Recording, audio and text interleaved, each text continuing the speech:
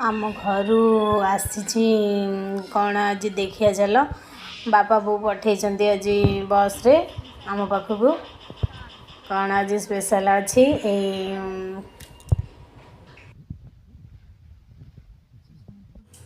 आम घर आसी भेंडी काकुड़ी बैगण कखारू कलम शाग नड़िया बो देची कखारू फूल एटी पोई देची आउ माछ देची एटी माछ दी तीन काढ़ी देची मो पो खाई बोली एगुड़ा सब देची आमे बाहर रहुଛୁ तो मो बो एगुड़ा सब पठे बो मो बापा पठे आ माछ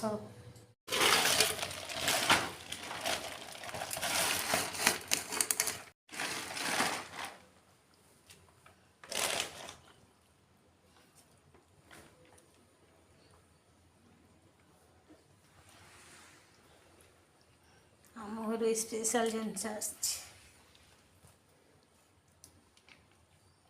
आम घर चिंगुड़ी आम घेरी रे 45 ग्राम।